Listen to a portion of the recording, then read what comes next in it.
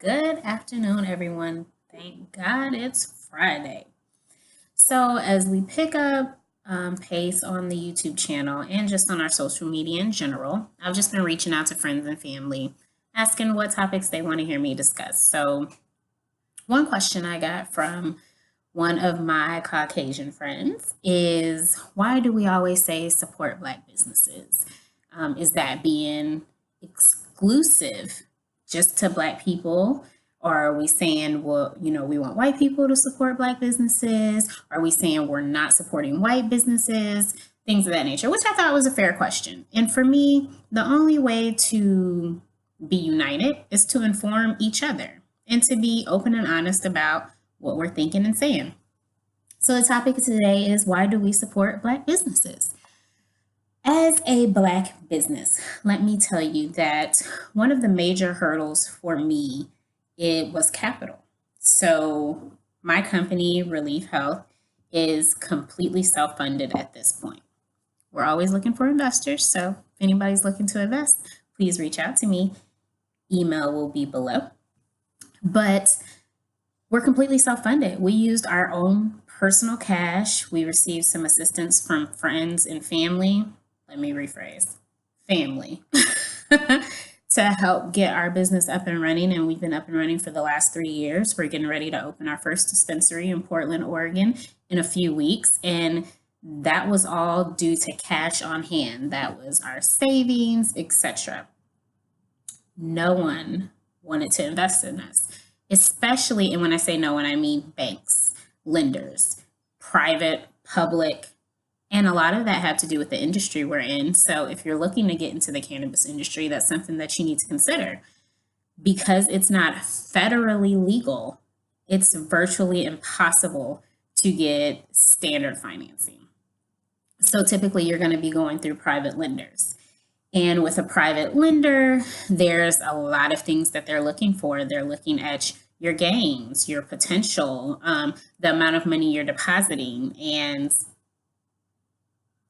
there's a lot of pull when it comes to this. So you have to have a lot of money on hand to get into this business. And so as everyone knows, like more and more states are coming on. A lot of states have decriminalized. I think we're up to 32 at this point. And I still think that it's city based. So you can be in a state where certain cities cannabis use is decriminalized and other cities it is not. So please be aware of the laws in your state and especially in your city. And then we have more and more states that have some form of legalization, whether it be medicinal or recreational. Please know what is legal in your state before you try and consume, grow, anything of that nature, because the federal laws are still very clear and you can be prosecuted. So please be aware of what's going on. But with that, with the legalization becoming so popular, one would think that the ability to finance would be easy. It is not. That's why it is important that we get this drug declassified from a Schedule 1. This is why it's important that we have legislation in place to get this legalized federally so that we can open up some of those avenues and have access to banks and standard lending. So that's just a little bit of history with the cannabis business. Specifically, why do we say support Black businesses? Yes, you hear all the statistics. I believe entrepreneur.com just posted an article not too long ago saying that there's been a 400% increase in African American owned businesses. That is awesome. So 2.6 million businesses right now are African American owned. That is awesome. Question, how many do you know about? Right?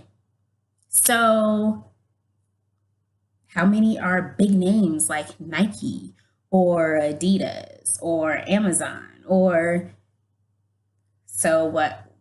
Where's the disconnect? Funding, marketing, branding, all of those things are things that we have to try and utilize in our own community. So find a Black owned marketing company, find a Black owned technology company. We at Relief Health use a company called Amisha Innovations. They are brand new. We're still in our testing phase and using them, but they're going to be a serious competitor in this industry. And not to knock any other company that's out there, but why not support a Black owned business? Are we being exclusionary? I don't think so. I think that it's commonplace for us to support Caucasian owned businesses because there's so many of them, right? So without even thinking, you go to the grocery store, most of the products you buy are going to be by Caucasian owned companies. You go purchase clothes. Most of the clothes you're going to buy, if you go to a standard retail store and you're not buying something off of WeBuyBlack.com, which is an excellent site, or if you're not, shopping online, if you go into a retail store, most of the designers are Caucasian. So you have to specifically look for Black owned businesses to support them. And I feel like there should be more commonplace with Black owned businesses. So I think we ought to seek out to buy Black. It doesn't mean we don't buy white. It just means that we make a concerted effort to buy Black. And there's absolutely nothing wrong with that. So while there's an increase in Black businesses, right, let's talk about stats a little bit.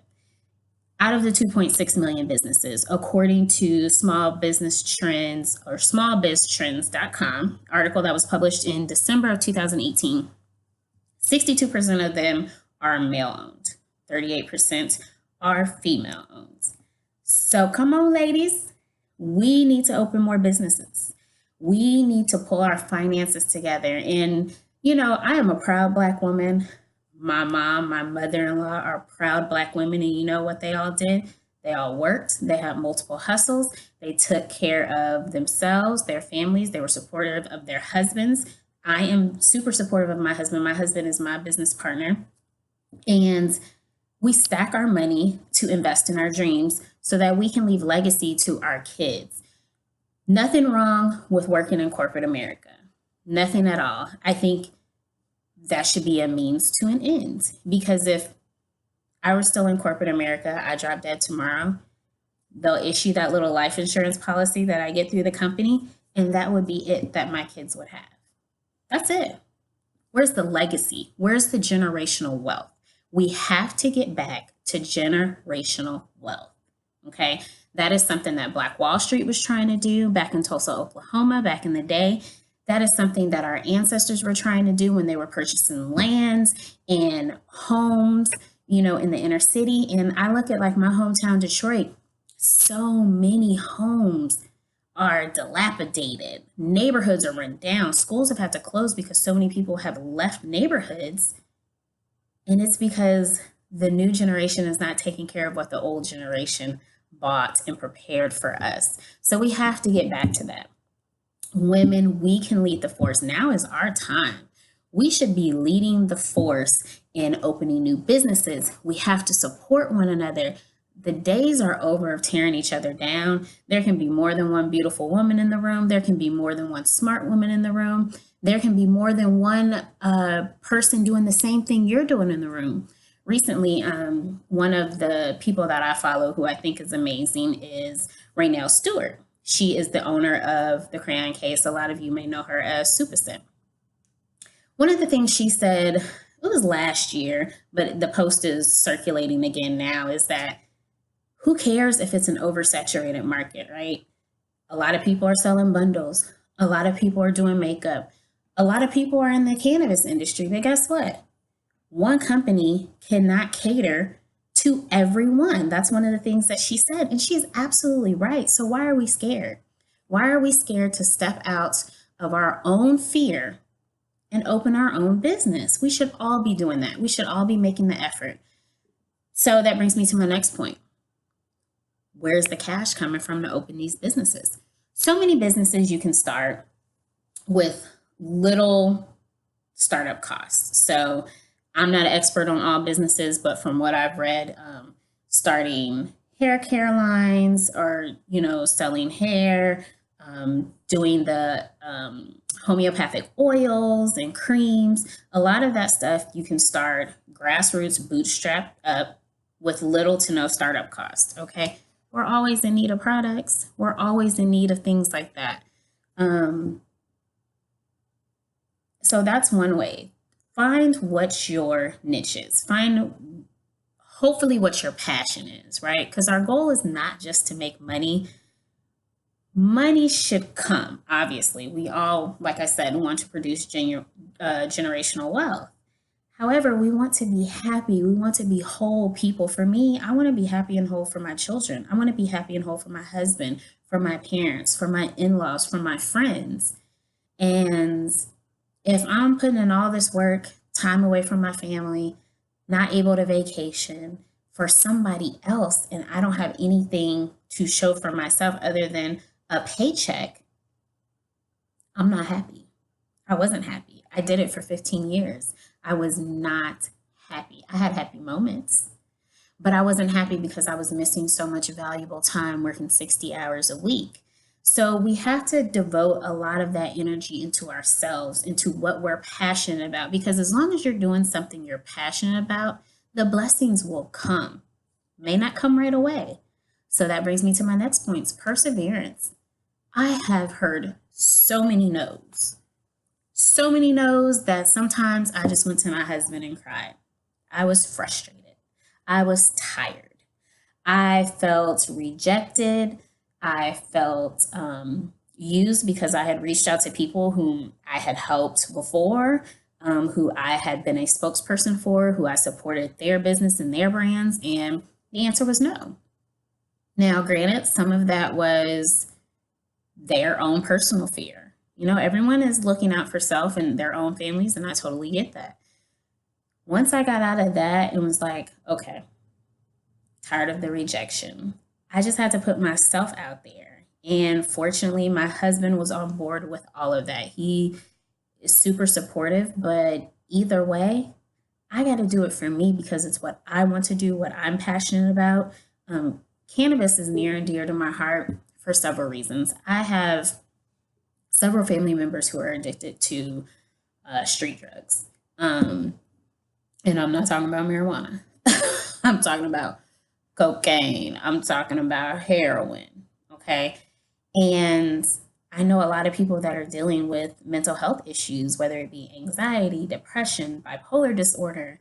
I know people who just have ailments like myself with migraines or horrible menstrual cramps. And we can take all these pharmaceutical drugs all day, but stay up late at night and watch some of these commercials.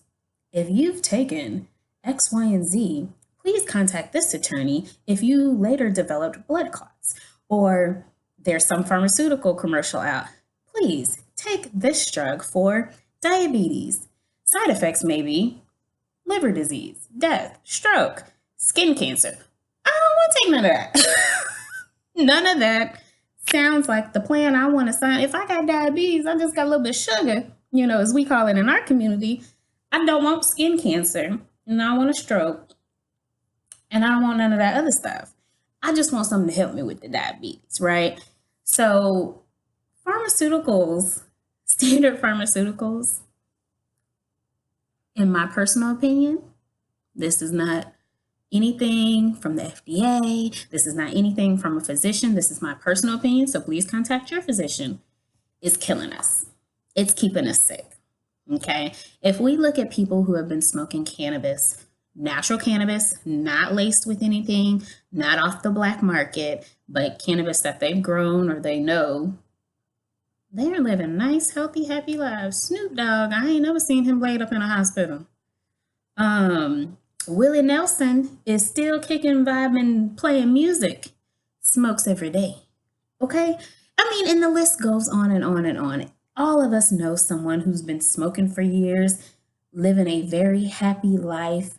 Okay? Now, people argue smoking causes other lung issues. Okay. Alcohol causes liver damage. Alcohol has been linked to throat cancer as well. Alcohol has been linked to, like I said, cirrhosis of the liver. Perfectly legal. Kids, I have a high schooler, a middle schooler, and a newborn. Child, I don't know what we was thinking, but I love them all. But they're having pill parties in high school. These are perfectly legal drugs that kids are taking out of their parents' cabinets, putting it in a bowl and consuming, and it is killing our children. So these are perfectly legal drugs that are causing way more deaths than cannabis. Anybody care to know how many cannabis related deaths there are? Like overdose from cannabis. Studies have shown it is impossible to overdose from cannabis. Impossible. There's no cannabinoids in your brain or in your heart. So your brain is not going to communicate to your lungs to stop breathing or to your heart to stop pumping. It's not going to happen. Now, there's critics out there for everything. Many people have their own opinions about cannabis use, and everyone's entitled to that. But for me, I am all about holistic approaches to pain management, to anxiety, to depression, to life. Because guess what? Life happens to all of us. So I'm kind of getting off tangent a little bit, but it goes back to why I was passionate about starting my own business, Relief Health. Sorry, I'm short. And why I'm passionate about encouraging other women to start their own brands, to start their own businesses. And not just women, Black men too. I mean, we are a dynamic culture. We have so many layers to us and so many things we're capable of doing. And I think we should all be embracing it. I think we should all be supporting one another, just like other communities support. And it's not saying that we don't support other communities as well. We do, but we absolutely need to continue to support our own community. And I encourage those other communities to support us as well, because we're here to stay. All right, that's my talk for today. Hey, the links below, check out reliefhealth.green. Check out our Instagram at Relief Health Cannabis. Check out our tech competitor, Amisha Innovations, Black-owned tech company as well. And I will see you next time. Have a great weekend.